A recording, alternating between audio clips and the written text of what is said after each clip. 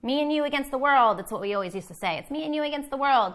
We didn't have a lot of outside factors. Our parents were not, I want to say like an issue, right? But they weren't there to steer our decisions because they weren't around.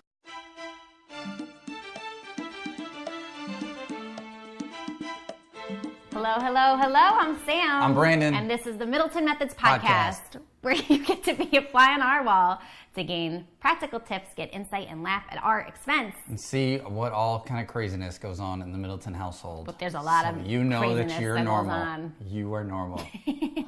You are not alone. You are not alone. And all right. This last week is one to prove it. So let's get right into the Middleton Madness. We had an this week. Extreme week. Oh my like gosh. on all fronts. Yeah. Family, business, everything. time, marriage. It was like a perfect storm. Of and we crazy made it town. out alive. Look. We made it out alive. Today. Yes. So what was the Middleton Madness last week? There was so much. Let's do the highlights. And So we'll the have week to do like started with a very well-planned highlights. a very well-planned week of Sam away for work, right? So Sam was busy. We already knew. Yep. And that meant Dad was going to be able to get some extra work done because I didn't have marriage obligations, so I could work late nights, and I just had to make sure to, take care of the kids, put them to bed, but I would be able to get a lot of work done. I was very much looking forward to this week. This sounds like the Brandon Madness. Let's talk about the Middleton Madness. So the Madness. I'm not going to be around, right? I'm working an event last week, so I'm already missing the family. This is my madness, right? I'm missing the family. I'm missing my babe. I don't like especially for a quick example, the first night I couldn't fall asleep till like 2 a.m. and had to be up at 5 or whatever, right? Like, cause I got no sleep because I miss you. It's so hard to fall asleep without you.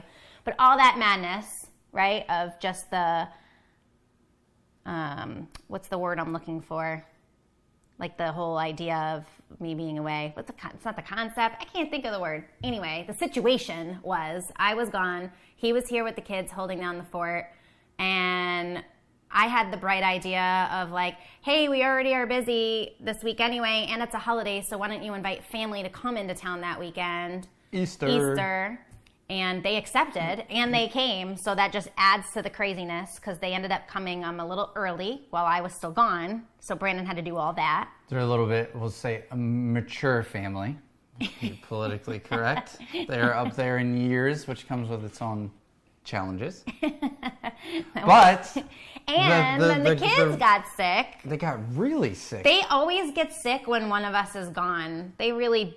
Oh, I have to keep going. I think that's a lesson in itself of like how sad it is when we leave, like one of us is gone and they get sick. It's like, is their heart breaking? Do they stress out that we're not here? It makes me wonder if I'm failing as a parent because Max is on the FaceTime crying. Max never gets upset when he has when he has extra time with you. Allergies turned into mild pneumonia and an ear infection and some other. It was crazy. And so I text my buddy Mark, and the morning that I'm like, all right, the week's about to start, and then I get a phone call from the school. They have a fever. Need to come pick them up. He's like, it's like they know they can't get sick because something important is going on. So they start licking the handle of random shopping carts until they wake up with typhoid or something. So true. Did you use the hand wipes when you took them to the store?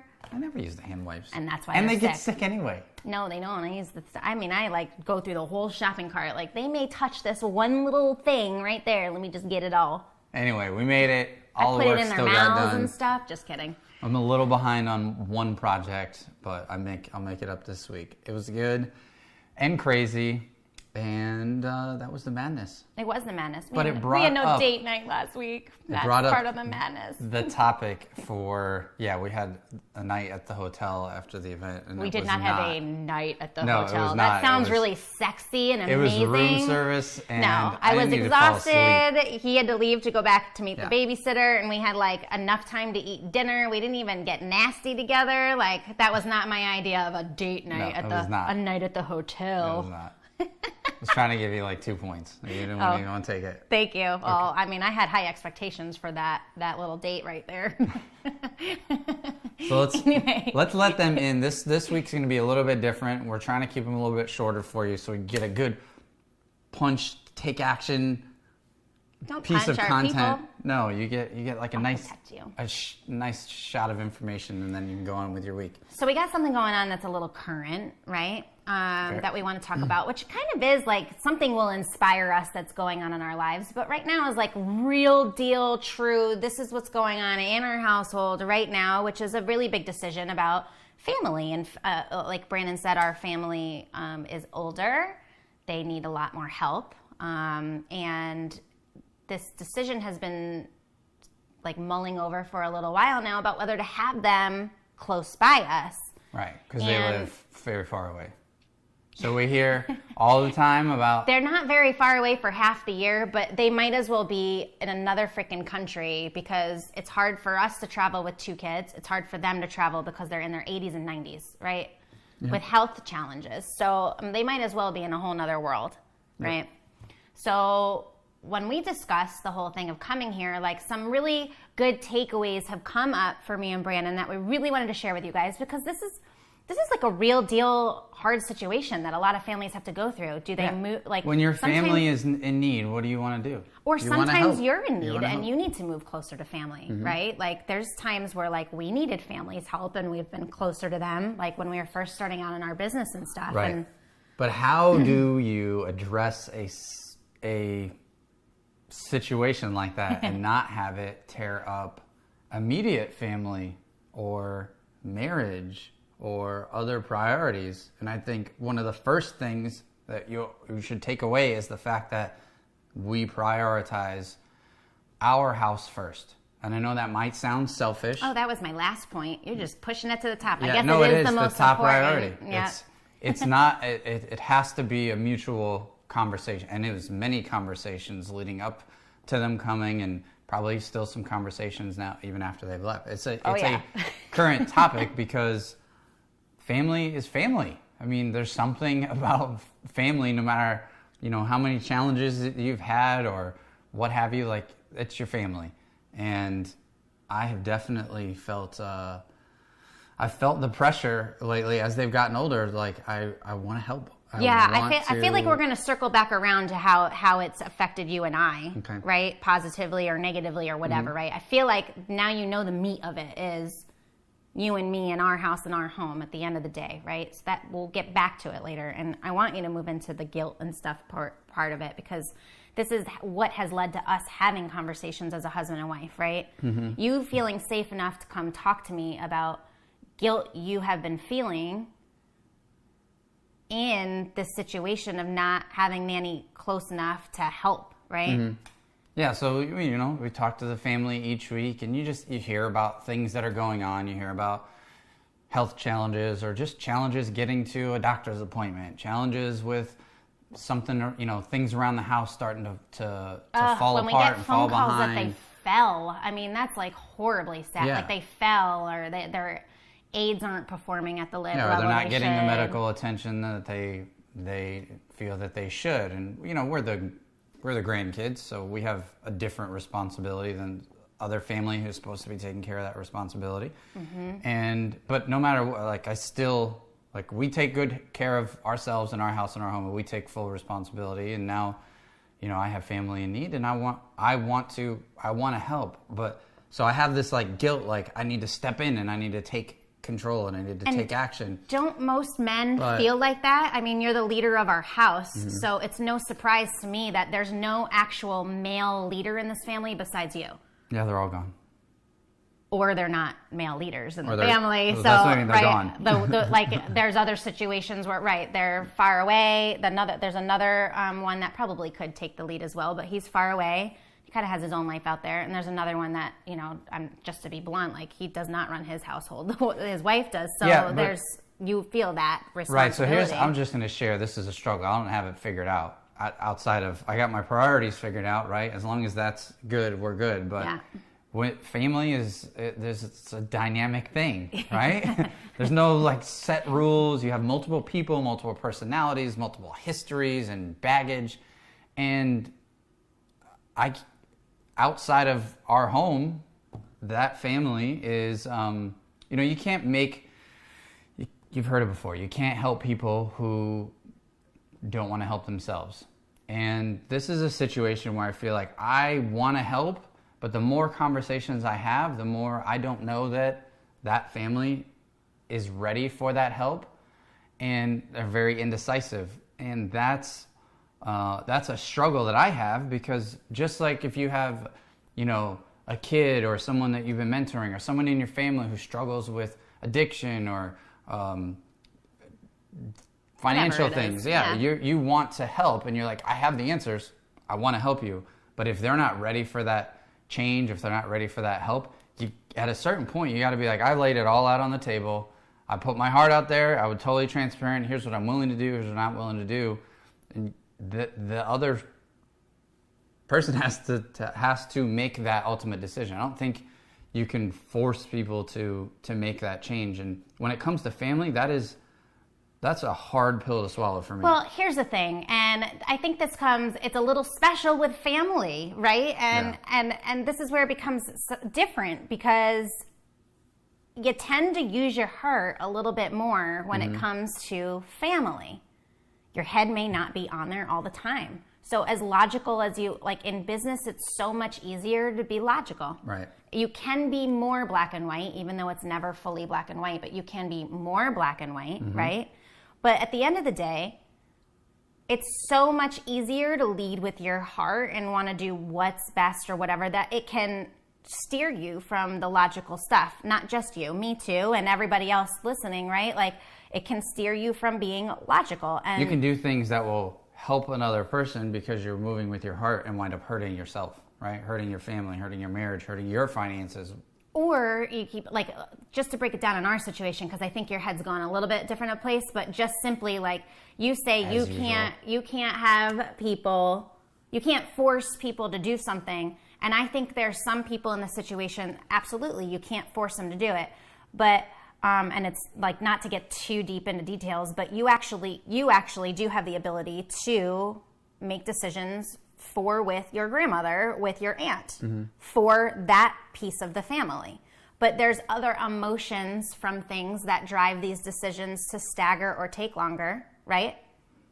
That you go, okay, we're kind of leaving it up to them to make the decision instead of us just making a decision, right? So and there's no right or wrong here. Everything's different with every family, which is one of the epiphanies that we've had over the last, more so couple of weeks, is like, sure, are we not pushing it? Because at the end of the day, like, we want them to feel good. We don't want to go in like gorillas and be like, we know this is best, and this is what's happening, and this is how it's going down, and we're going to make everything happen, and we know fully what pros and cons are, right? We've talked about pros and cons as husband and wife about the situation. We've got them all laid out, but we know that, like, at the end of the day, what is best for them, also most convenient for us. It's not just about, like, them, it's us too. There's some selfish needs in there as well, and that's just the way it is. So when we're not pushing it, it's because those emotions can drive those decisions. Thinking about how other people would feel if we pressured too much or whatever isn't a situation that we want them to move into, right? So just like there's a lot of balance and juggling when there's more people involved. It's been really easy for me and Brandon to make decisions over these years even when the kids weren't involved, right? It was just me and him. Me and you against the world. That's what we always used to say. It's me and you against the world. We didn't have a lot of outside factors. Our parents were not, I want to say, like, an issue, right? But they weren't there to steer our decisions because they weren't around. So it was always you and me. So now it's like, whoa, it might not be you and me. And this situation isn't only with your family. This has come up with mine as well. And my grandfather moving closer. So we've already gone through this process. Well, and us moving away from family in the past too. Right. Well, and that's a second thing, is just kind of, is it a more positive environment for you to open doors to stuff like this, or a negative environment? And that was one of the big discussions we had to have, because where you were struggling maybe a little bit more with the guilt, I struggled with being thrown into a, like, drama zone.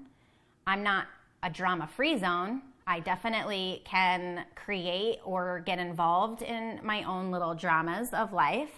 I'm not innocent, but I don't really like to be involved in a lot of other people's drama. And I feel like, one of the things we discussed is having more family around was definitely going to increase the drama scale, because not everybody is necessarily positive or but if they hung around us long enough, they would be positive. I mean, I don't ever act on people's potential, though. You know, like that's screwed us in the business before. So it's like, I know that they could be around us, and they could, but at what expense, right? Could being around negativity all the time affect me mentally? How do I stay strong? And I want to just be proactive, because at the end of the day, I think it's the best move. So, you know, coming to you and going, babe, like, I feel like this could eventually do this to me. So, like, how do we proactively work as a team to not have that happen? How do I be the most positive I can be in this situation, regardless of the drama that I just know is inevitably going to come up? And all that stuff, and having those conversations with you. Again, as Brandon said earlier, this is all coming back to us, right? It's our roof, our house and home. You know what, whether it happens or not, how do we deal with them not coming? How do we deal with them coming, right? How do we stay the most proactive? It's like, really, like, how do we be proactive, right? So that came up a little bit. I don't know if you really have much feedback on the negativity part, but for years, that's been a really big challenge of ours, right? Like, if people are too negative, we usually let them go. And I think that maybe that's like part of the reason we moved out of Connecticut too. Like, we weren't seeing our family, and when we saw them, there's extended family, like there's more family in our hometown area. So it was just like added negativity when we were with family. And it's like, well, we're not happy here and we don't see them very often, so let's move back to Florida. And now we're here and we want them here, but that does come up again. Like, is this going to be an issue, or how do we proactively work through it, right? To be the best situation for everybody. And it's hard. It is hard. We don't have it all figured out. We're just kind of letting you behind. We got it all figured out. This thing. We've got the priorities. The priorities figured out, but it doesn't make the situation any easier. That's very true. Yeah. And again, I'll say as for husbands and wives or relationships or whatever that have to make hard decisions together. I don't know why I'm sitting so far away from you. I apologize. I do want to say, like, definitely keep them. I think we're trying to talk so much to each other that we're like doing this. So, one thing I can 1,000% stand behind is Brandon and I will argue about things from time to time. They're very far and few between, actually arguing. We haven't argued once about family, and we've talked about this with my grandfather and your grandmother. And there's definitely been different fears or pros and cons of both scenarios. This is just like, it's more responsibility, more personality. And there's pros to having them around and having, their final years near us, and how that impacts us and how that impacts us as parents, and what they can provide to our children. Our kids love having their grandparents around. They don't even realize these guys are their great-grandparents some days, because they're just like a little too young to understand.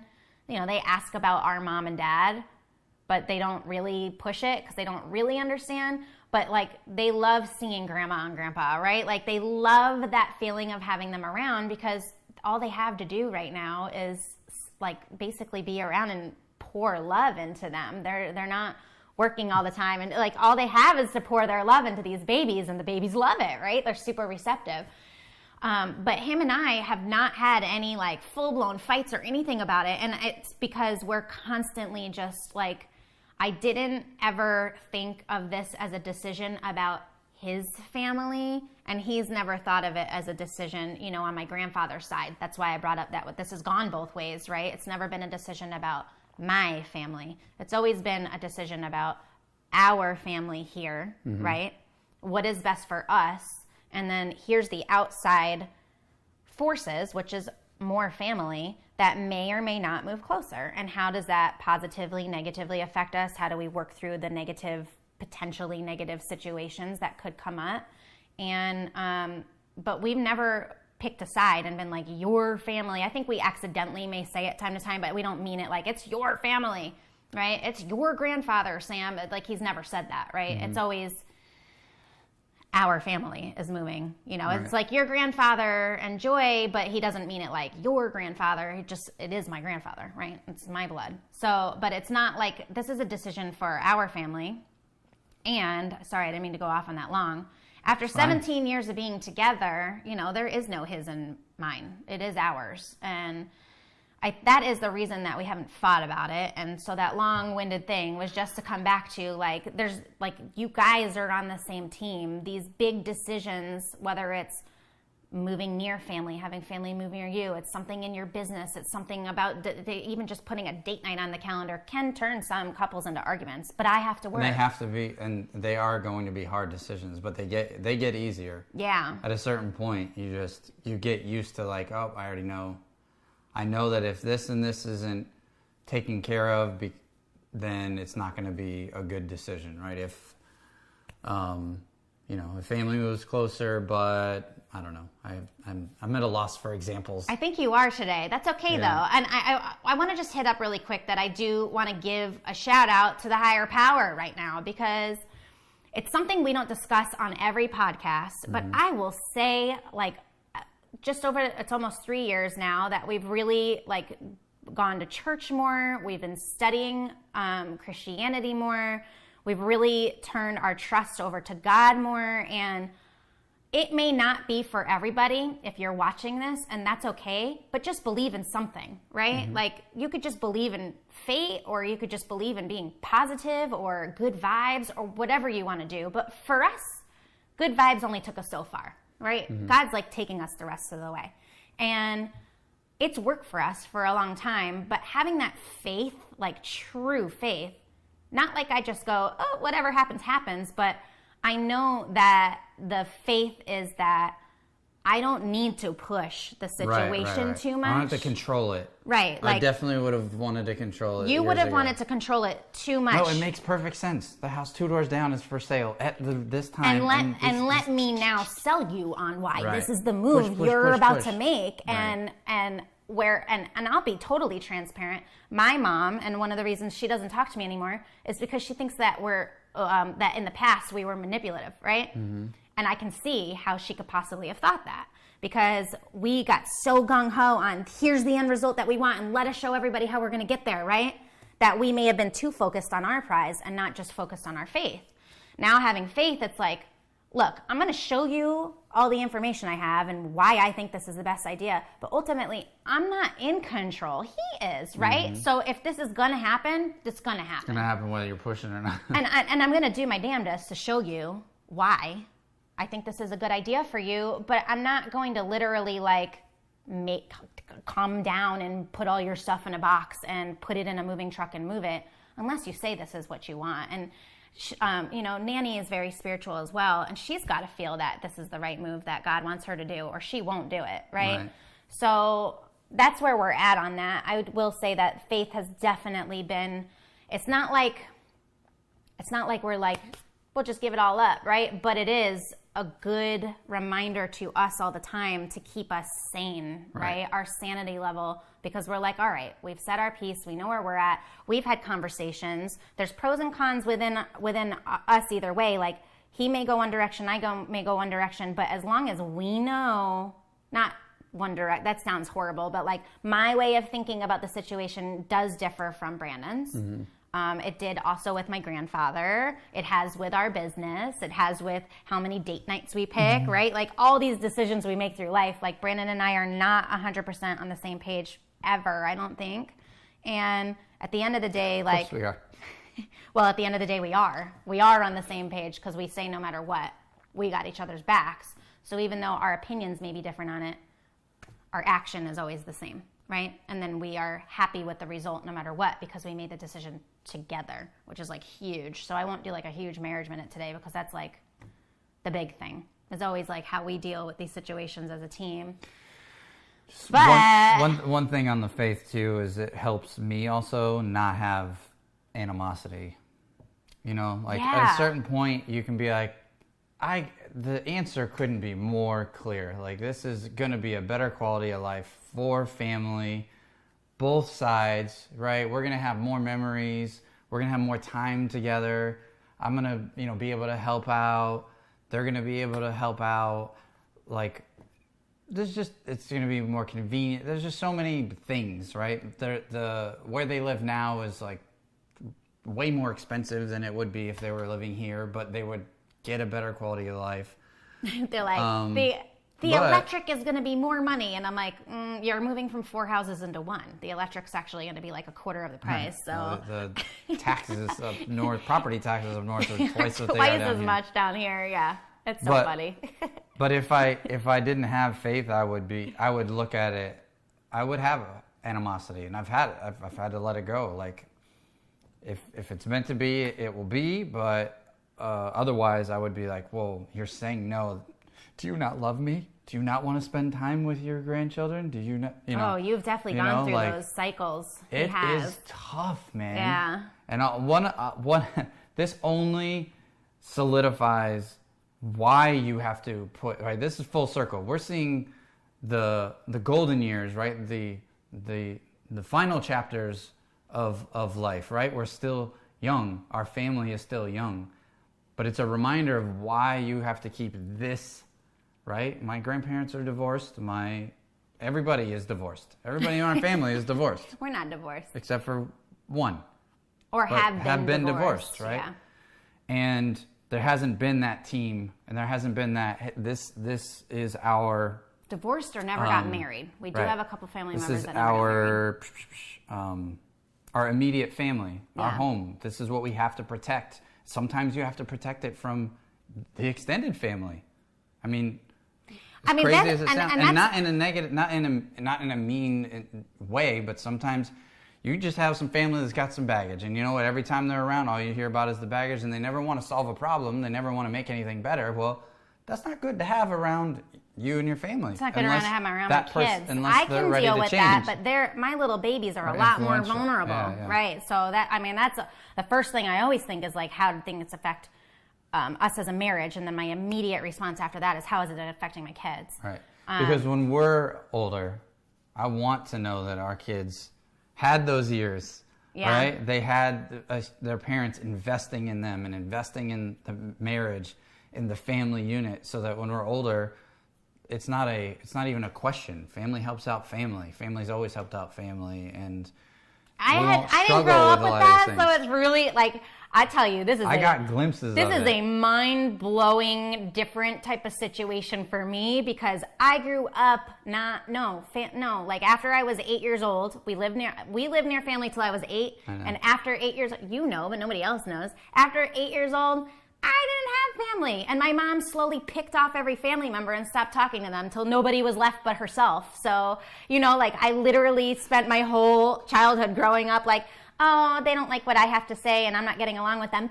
I don't need to talk to them anymore. She's pretty tough, but we're still dealing with the consequences of those early decisions. Mommy didn't love me. No, I don't. No, yes, I mean how it impacted me, right? So now I'm like that with my kids and with our marriage, which is so important to protect these guys. And at the end of the day, as strong as we know an opinion on one side of the spectrum is what we think is best, I also think of this other path. Like the path is they don't move down here. They stay where they are, or they pick one place or the other because they're snowbirds, and they kind of pick one or the other, and that's where they are. And I can see the whole path of the pros and cons of that side too. Mm-hmm. So I think to round this out, just like having at least knowing like one more path than just the one you're on, because scenario A is never perfect line anyway.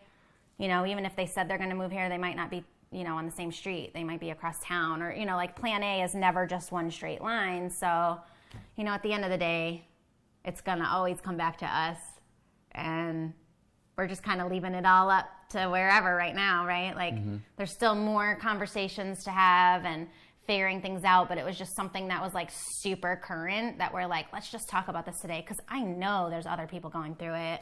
Yeah, and if you're not, right, we have a unique situation where a whole middle generation is not here. So it's like our family is the older family. That's all we have left of our family. We totally understand the depreciating middle class, because we don't have one in our family. So if you're not dealing with it now, I felt this was an important topic to share, and just be transparent with what we're going through with and what goes on in our mind and how we stick together through figuring this stuff out, because there's a few things that are certain, right? Death and taxes. You're going to get older. Family's going to get older. Like, this is something you don't think about when you're retired. This isn't something you think about when someone gets sick or disabled. You don't think about those things then. You need to be, that's not the time to get your marriage strong and team up, right? When, you know, all of a sudden you got to put your armor on before you go to war.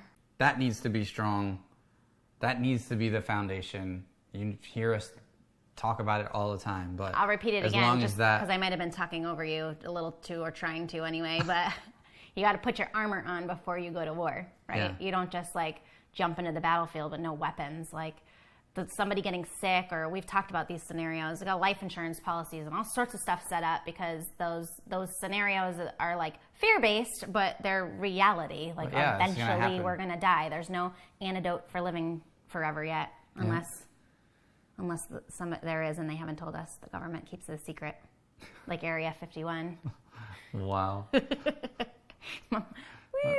Okay. A little conspiracy theory over here. I am like the conspiracy theory, like that I live for that stuff. You want to get me to watch a documentary, put on anything that has to do with a conspiracy theory, and I'm like to the TV. I do the thing that Max does.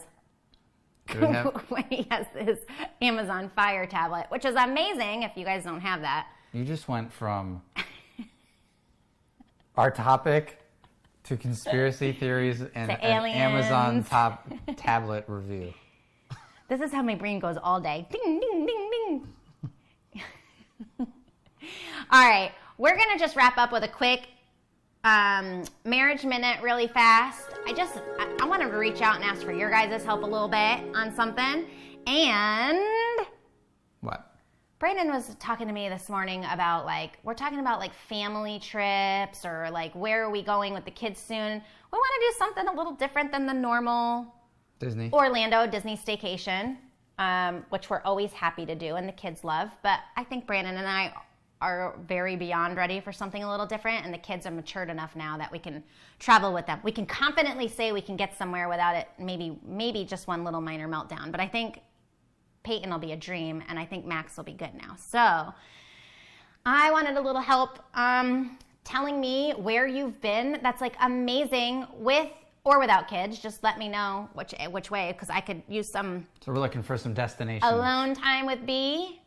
In the country would be great. I get a little hesitant to leave the country without the kids. And then some great places to go with kids, specifically 3 and 4-year-olds, because now, what have been your favorite vacations? I hear about the Disney cruises all the time. I know I can, put my head down and, go to the Google and ask them for help, and the answers will arrive. But I'd love to hear from our friends and know where you guys actually went that you loved, why you loved it, and, help me narrow these options down, because Brandon says there's option overwhelm on destinations to go to, and there are a million different places we could choose. So obviously we always want, if we're going to go away, we want it to be the best place we could go.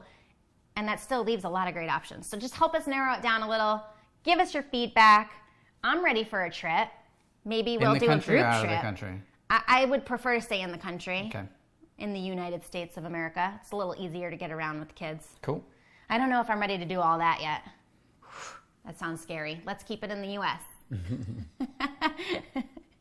Take my child at customs.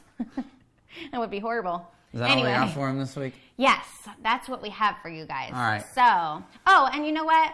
I haven't sent an email out lately, but I'm noticing that our interview calendar, we're almost at the end of the ones that we had calendared out 6 months ago.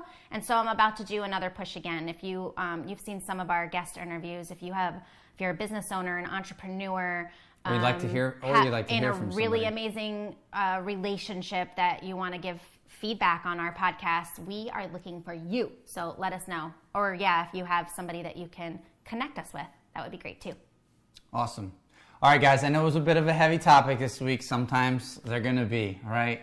But I want to just remind you, keep this strong, right? Keep your house in order before you worry about, extended family or anything outside of your house, right? You got to keep that foundation strong. And just know that it is coming. You never know, not just old age, but you never know when, we've had friends who've had accidents and broken backs and wheelchairs, and life can change that fast. But if this stays solid, if the family stays solid, you'll always be able to get through any storm and any situation with more smiles on your face than, gray hairs on your head. So you can tell by all these little wrinkles right here. Right. I love them. So listen, guys, family, marriage, business, you name it. It's not always easy. It takes work. It's poetic. It takes work. But we all want that, right? We all want the great marriage and the great business and the great this, that, and the other. That was poetic as well. You're so poetic today, baby. But anyway, we're putting in the work to make it work. We hope you take what you want. What you don't want, don't take. And we'll see you next week for another episode of the Middleton Methods podcast. Take care, guys.